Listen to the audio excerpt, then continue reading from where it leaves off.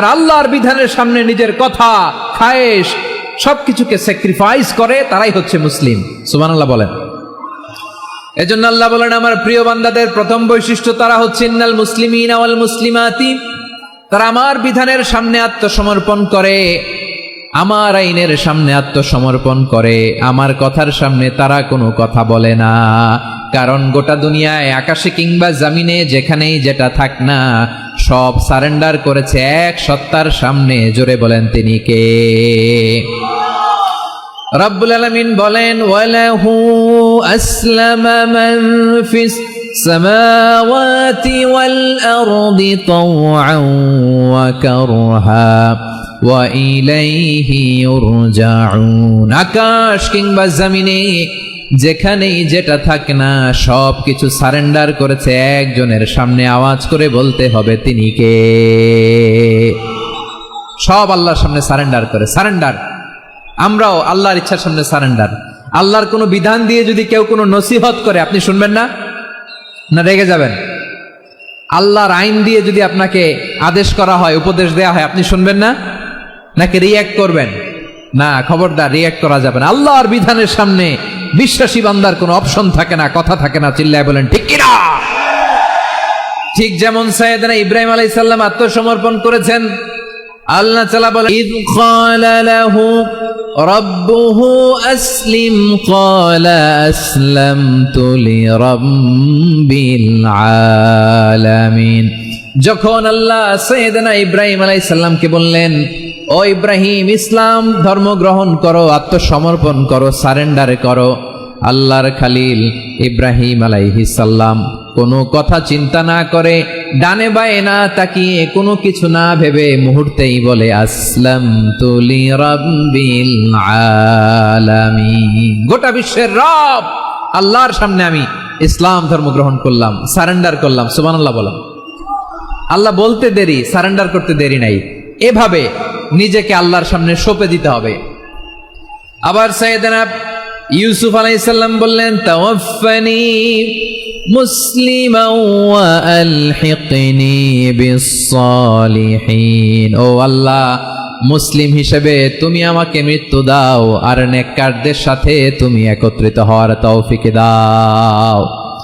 তাহলে আত্মসমর্পণকারী হিসেবে আমরা বাঁচতেও চাই, মরতেও চাই। ঠিক কিনা বলেন? তাহলে 10টা বৈশিষ্ট্যের প্রথম বৈশিষ্ট্য হচ্ছে আমরা আল্লাহর সামনে সারেন্ডার করব। আল্লাহর আদেশের সামনে আমার কোনো অপশন নাই যে আমি এটা চয়েস করলেও পারি, না করলেও পারি, মানলেও পারি, না মানলেও পারি। এরকম অপশন, এখতিয়ার কি আল্লাহ আমাকে দিয়েছে? না। সারেন্ডার। আল্লাহ তুমি যা বলেছো, আমান্না আমান্না আতা'না আমান্না আসলামনা, আল্লাহ মেনে নিলাম, শুনলাম, পালন করলাম। এটাই হচ্ছে মুসলিমের বৈশিষ্ট্য। আমার প্রিয় ময়মনসিংহের ভাইয়েরা, এই দুনিয়াতে সব নবীরা মুসলিম ছিলেন। সব নবীরা সাইয়েদনা ইব্রাহিম আলাইহিস সালামের মতো, ইউসুফ আলাইহিস সালামের মতো আল্লাহর আদেশের সামনে আত্মসমর্পণ করেছে। আল্লাহর সামনে নিজেকে সঁপে দিলেই সম্মান, আল্লাহর সামনে আত্মসমর্পণ করলেই ইজ্জত। ইসলামকে রেখে দিয়ে অন্য কোথাও ইজ্জত খুঁজলে আমাদেরকে বেইজ্জতি করে ছাড়বেন কে? এজন্য ওমর ফারুক রাদিয়াল্লাহু তাআলা আনহু বলতেন, নাহনু কওমুন আ'আজ্জানাল্লাহু বিল ইসলাম ফাইন বিতাগাইনাল ইজ্জাতা বিগাইরিহি আযাল্লানাল্লাহ। আমরা এমন জাতি, যে জাতিকে আল্লাহ তাআলা ইসলামের মাধ্যমে সম্মানিত করেছেন। ইসলাম ছাড়া অন্য কোথাও যদি আমরা সম্মান খুঁজি, আমাদেরকে বেইজ্জত করবেন কে? আমাদের সম্মান ইসলামে। ইসলাম সময়ের অপরিহার্য বাস্তবতা, অপরিহার্য বাস্তবতা। স্যামুয়েল হ্যান্টিংটন একটা বই লিখে গোটা বিশ্ব কাঁপিয়েছেন, দ্য ক্ল্যাশেস অফ সিভিলাইজেশন, সভ্যতার সংঘাত। এই পৃথিবীতে অনেক সভ্যতার উত্থান হয়েছে, পতন হয়েছে। প্রিয় ময়মনসিংহবাসী, আমার কথা শুনতেছেন? হ্যাঁ, শুনতেছেন? দেখি আওয়াজ করে পড়েন তো, লিল্লাহে তাকবীর। সবাই পড়েননি? এত লক্ষ মানুষ তাকবীর দিলে এই আওয়াজ হয়? আমি বিশ্বাস করি না।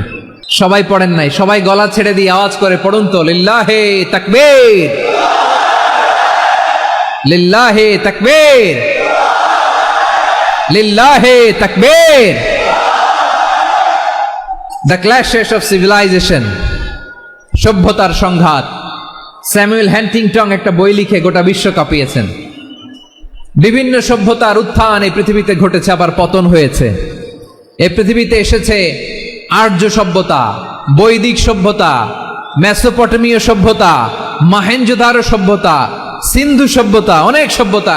এখন চলতেছে পাশ্চাত্যের ডোমিনেশন, তারা এখন সুপার পাওয়ার। স্যামুয়েল হান্টিংটন বলে এক সভ্যতা, এক সুপার পাওয়ার বেশি দিন প্রভাব খাটাতে পারে না। এই পাশ্চাত্যের এই সভ্যতারও একদিন কবর রচিত হবে, এটাও একদিন নিচে নামতে বাধ্য হবে। এরপরে এমন এক সভ্যতা দাঁড়াবে যে সভ্যতার পতাকার মধ্যে থাকবে লেখা লা ইলাহা ইল্লাল্লাহ। ওই সভ্যতার পতন পৃথিবীর কেউ করতে পারবে না। চিল্লায় বলেন ঠিক কিনা? সেটাই হচ্ছে ইসলাম। নাহনু কওমুন আ'আজ্জানাল্লাহু বিল ইসলাম। আমরা এমন জাতি যে জাতিকে ইসলাম দিয়ে সম্মানিত করেছে কে? ফাইন ইবতাগাইনাল ইজ্জাতা বিগাইরিহি আযান্নাল্লাহ। ইসলাম ছাড়া অন্য কোথাও যদি আমরা সম্মান তালাশ করি, আমাদেরকে আল্লাহ তাআলা অপমানিত করে ছাড়বেন। একটু জিকির করেন, সুবহানাল্লাহ, আলহামদুলিল্লাহ, লা ইলাহা ইল্লাল্লাহ, সুবহানাল্লাহ, আলহামদুলিল্লাহ, লা ইলাহা ইল্লাল্লাহ, সুবহানাল্লাহ, আলহামদুলিল্লাহ, লা ইলাহা ইল্লাল্লাহ। সবাই পড়ুন, সুবহানাল্লাহ, আলহামদুলিল্লাহ, লা ইলাহা ইল্লাল্লাহ।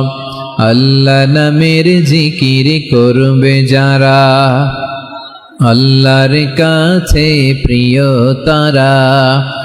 আল্লাহর কাছে প্রিয় যারা, জান্নাতে প্রবেশ করবে তারা।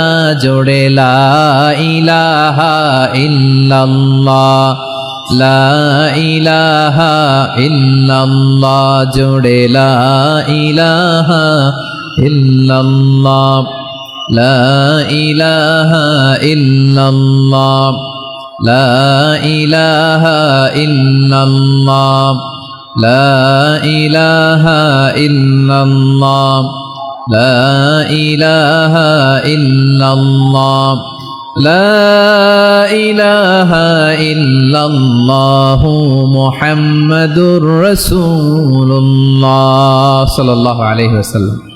ইসলাম, ইসলাম ছাড়া অন্য কিছু আমরা মানি না, মানবো না। চিল্লায় বলতে হবে ঠিক কিনা? ইসলাম বিরোধী কোনো মতবাদ আমরা মানবো না। চিল্লায় বলেন ঠিক কিনা? ইসলাম আছে, ইসলাম থাকবে। যারা ইসলামকে মাটির নিচে গেড়ে ফেলতে চায়, ওরা জানে না ইসলামের ধর্ম কি। ইসলাম চারা বীজের মতো, ইসলামকে জমিনের ভিতরে গেড়ে দিতে চাইলে এটা শাখা প্রশাখা নিয়ে আসমানের দিকে, উপরের দিকে উঠে যায়। চিল্লায় বলেন ঠিক কিনা? এজন্য আল্লাহর হাবিব বলেন, 6টি মৌলিক কর্মসূচির সারমর্ম হলো ইসলাম। আওয়াজ করে বলেন তো কয়টি? হাদিসে জিবরিলে সাইয়েদনা জিবরিল আলাইহিস সালাম বিশ্বনবীকে বললেন, ও নবী আপনি বলেন তো ইসলাম কি? ইয়া মুহাম্মদ আখবিরনি আনিল ইসলাম। ইসলাম কারে বলে আপনি বলেন। আল্লাহর হাবিব বললেন, আল ইসলামু আন তাশহাদা আন লা ইলাহা ইল্লাল্লাহ ওয়া আন্না মুহাম্মাদার রাসূলুল্লাহ ওয়া তুকিমাস সালাতা ওয়া তুতিয়াজ যাকাতা ওয়া তাসুমা রমাদানা ওয়া তাহুজ্জাল বাইতা মান ইসতাতাআ ইলাইহি সাবিলা। আল্লাহর হাবিব ফরমান, 6টি মৌলিক কর্মসূচির সারমর্ম হলো ইসলাম। এক হলো তুমি সাক্ষী দিবা আল্লাহ ছাড়া কোনো ইলাহ নাই, মুহাম্মদ ছাড়া রাসূল নাই, তিনি আমাদের রাসূল। সালাত কায়েম করবা, যাকাত আদায় করবা, সামর্থ্য থাকলে আল্লাহর ঘরে হজ করতে যাবা। এই 6টা কর্মসূচির সারমর্মের নাম হলো ইসলাম। ময়মনসিংহবাসী আওয়াজ করে বলেন, এই 6টা কর্মসূচির সারমর্মের নাম কি? তাহলে ইসলাম কারে বলে বুঝতে পারছেন? তাহলে 10 নম্বরের 1 নম্বর আমরা বুঝে ফেলছি, ইন্নাল মুসলিমিনা ওয়াল মুসলিমাতি। আল্লাহ বলেন, মুসলিম পুরুষ এবং নারী আমার কাছে প্রিয়, যারা আমি আল্লাহর আদেশের সামনে নিজেদেরকে সোপর্দ করে দেয়, সারেন্ডার করে দেয়, আমি আল্লাহর বিধানের সামনে নিজেকে সঁপে দেয়, আমি আল্লাহর ইচ্ছার সামনে নিজের ইচ্ছা বিসর্জন দেয়, আমি আল্লাহর সামনে সে সারেন্ডার করে, আত্মসমর্পণ করে, সেই মুসলিম। ঠিক কিনা বলেন? তাহলে এক নাম্বার বৈশিষ্ট্য ইন্নাল মুসলিমিনা ওয়াল মুসলিমাতি। এরপরে আল্লাহ বললেন ওয়াল মুমিনিনা ওয়াল মুমিনাতি, বিশ্বাসী নারী এবং পুরুষ, আত্মসমর্পণকারী নারী এবং পুরুষ যেমনি আল্লাহর কাছে প্রিয়, ঈমানদার পুরুষ এবং নারীরাও আল্লাহর কাছে প্রিয়। পড়েন সুবহানাল্লাহ। মুমিনিনা ওয়াল মুমিনাতি, দেখেন আমি আলোচনার শুরুতেই বলেছি এই আয়াতে আল্লাহ তাআলা পুরুষদের কথা বলার সাথে সাথে পাশাপাশি কাদের কথা বলেছেন? নারীদের কথা। আওয়াজ করে বলেন কাদের কথা? হ্যাঁ, নারীদের কথা বলেছেন। এজন্য মুমিনিনা ওয়াল মুমিনাতি, আল্লাহ ঈমানদার পুরুষদের যেমনি পছন্দ করেন, ঈমানদার নারীদেরকেও তিনি পছন্দ করেন। ঈমান মানে হচ্ছে স্বীকৃতি দেওয়া। ঈমান মানে স্বীকৃতি দেওয়া। কিসের স্বীকৃতি? বিশ্বাসের স্বীকৃতি। কিসের? মাশাআল্লাহ, বিশ্বাসের স্বীকৃতি। এই পৃথিবীতে বিশ্বাসের দাম বড্ড বেশি। এই পৃথিবীতে সবচেয়ে দামি জিনিস কি? বিশ্বাস। বিশ্বাস ছাড়া এই জগৎ চলে? স্বামী স্ত্রীর সম্পর্ক কিসের উপর টিকে থাকে বলেন তো? হ্যাঁ, বিশ্বাসের উপর টিকে থাকে। স্বামী স্ত্রীর সম্পর্ক টিকে থাকে বিশ্বাসের উপর। আচ্ছা, পার্টনারশিপে যারা ব্যবসা করেন, পার্টনারশিপের বিজনেস, এটা টিকে থাকে কিসের উপর? বিশ্বাসের উপর। এই জগৎটাই চলে বিশ্বাসের উপর। বিশ্বাসীরা এই পৃথিবীতে না থাকলে আল্লাহ এই পৃথিবীও টিকায় রাখতেন না। একজন বিশ্বাসী এই পৃথিবীর বুকে বেঁচে থাকলে আল্লাহ তাআলা এই পৃথিবী ধ্বংস করবেন না। চিল্লায় পড়েন আল্লাহু আকবার। এই পৃথিবীর সবচেয়ে দামি বস্তু বিশ্বাস, সবচেয়ে দামি। বিশ্বাস দিয়ে এই পৃথিবী চলে। এজন্য জ্ঞানীরা বলে বিশ্বাসে মিলায় বস্তু, তর্কে বহুদূর। বলে না? বিশ্বাসে মিলায় বস্তু, তর্কে বহুদূর। বিশ্বাসে এই পৃথিবী টিকে থাকে। আচ্ছা দেখেন, ঢাকা থেকে একজন লোক কক্সবাজার যাবে। প্রিয় ময়মনসিংহবাসী আওয়াজ করে বলেন কই যাবে?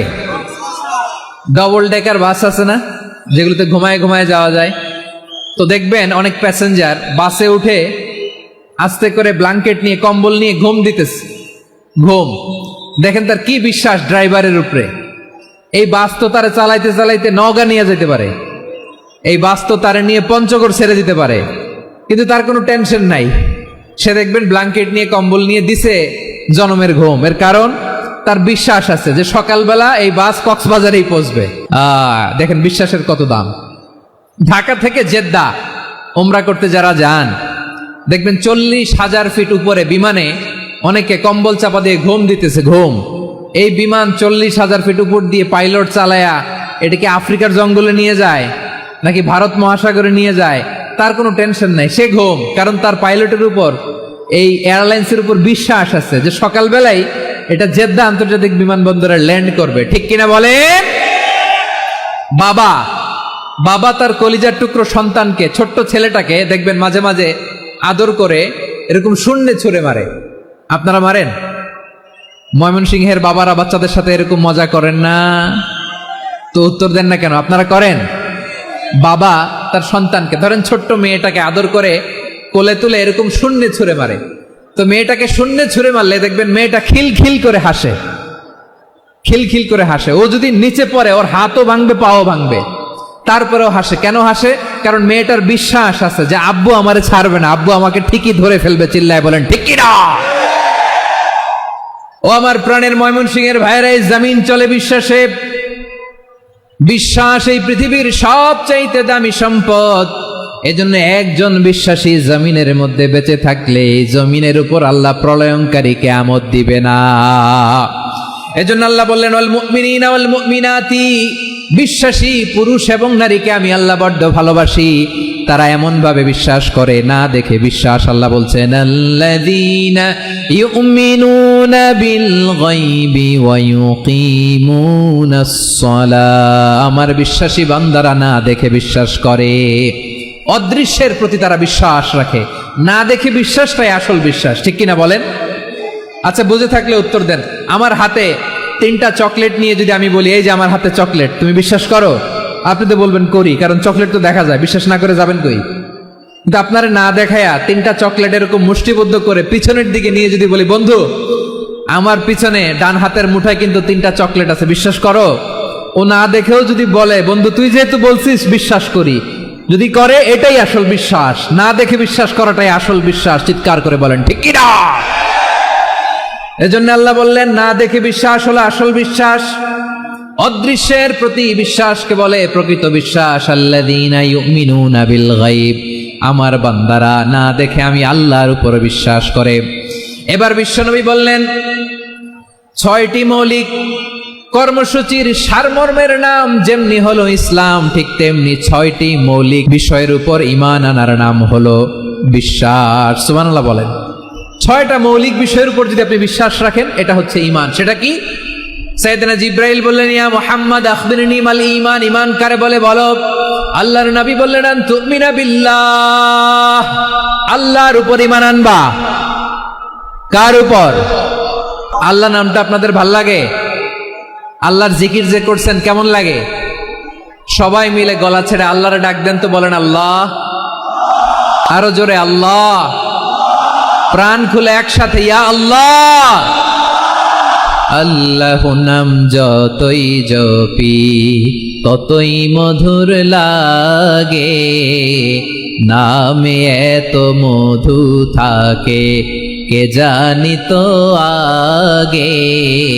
আল্লাহ নাম যতই জপি, ও নাম জপে প্রিয়তম, ও নামে জপে মজনু সম, ওই নামে পাপিয়া গাহে হৃদয় গোলাপে বাগে। আল্লাহ নাম যতই জপি। সুবহানাল্লাহ বলেন। আল্লাহর নাম এত মধুমাখা নাম, এত জাদুমাখা নাম, সব নবীরা এই নামের জিকির করেছেন, সব আল্লাহর ওলিরা এই নামটি জপেছেন। এজন্য এই নাম জপলে হৃদয় শান্ত করে দেয় কে? এজন্য আওয়াজ করে আল্লাহরে আবারও ডেকে বলেন ইয়া আল্লাহ।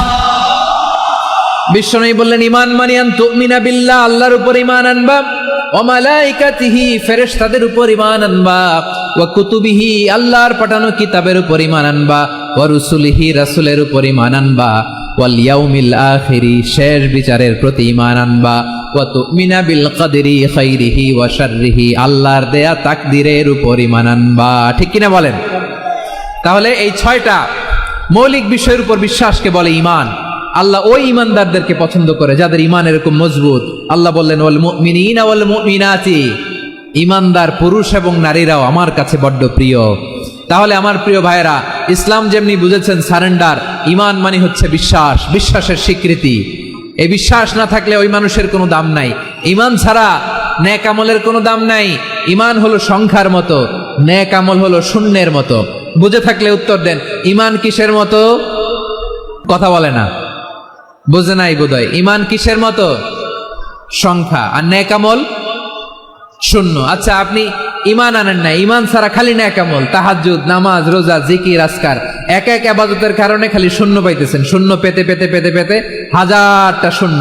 এটার কোনো দাম আছে? কথা কয় না, দাম আছে। কিন্তু আপনি ঈমান আনার পর একটা সংখ্যা পেয়ে গেলেন, এক।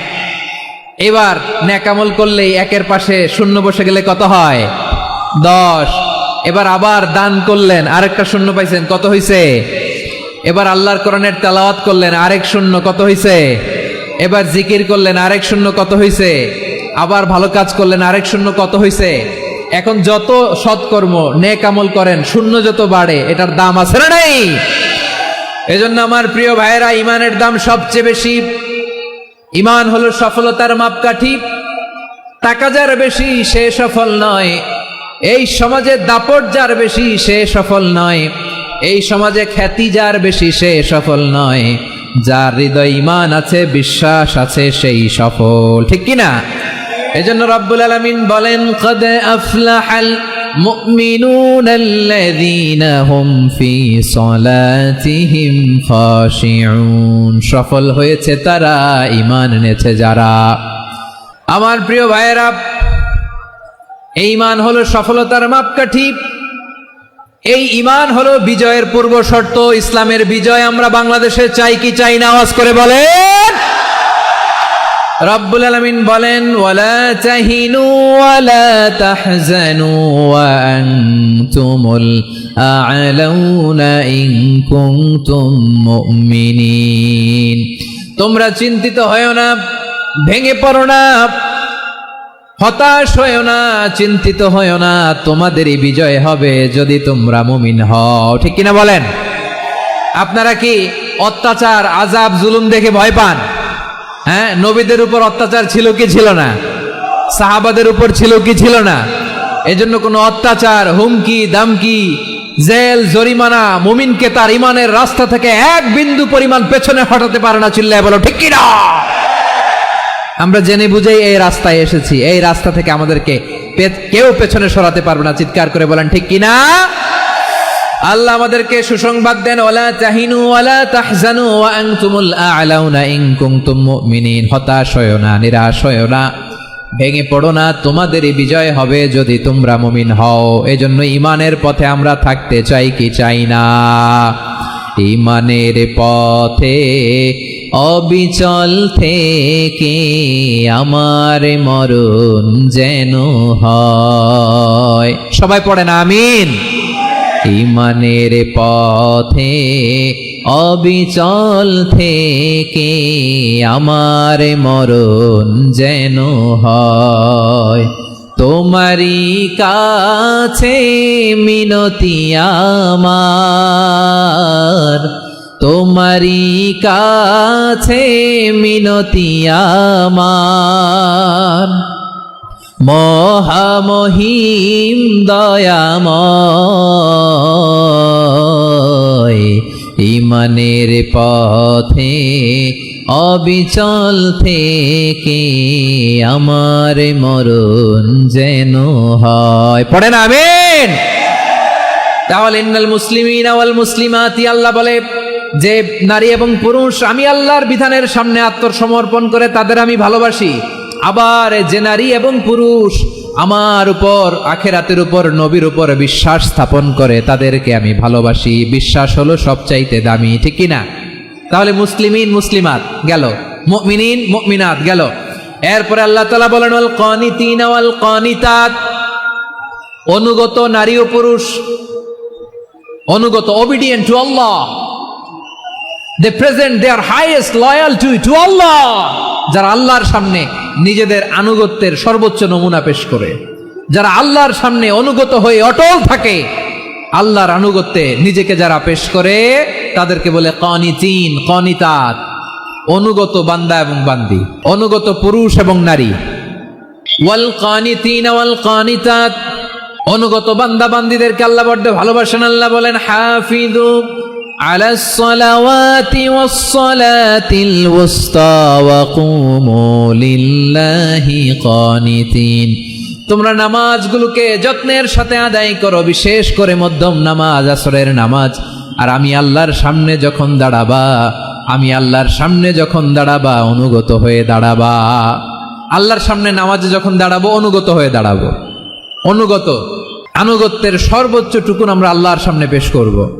কেমন করে নিজের আনুগত্য প্রকাশ করতে হয় প্রিয় ভাইয়ের, আসুন বিষ্ণু ঈসা ইসলামের জীবনী থেকে দেখি।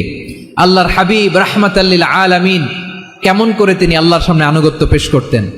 আম্মা জানা আয়েশা রাদিয়াল্লাহু তাআলা আনহা বলেন, কানা ইয়াকুমু মিনাল লাইলি হাত্তা তাতাফাত্তারা কদামা, আমার নবী তাহাজ্জুদের জায়নামাজে যখন দাঁড়াতেন এত লম্বা সময় দাঁড়িয়ে দাঁড়িয়ে তিনি কিয়াম করতেন, কেরাত পড়তেন। দাঁড়িয়ে থাকতে থাকতে থাকতে থাকতে আমার নবীর বরকতপূর্ণ, আমার নবীর মোবারক পা দুটো এইরকম ফুলে যেত।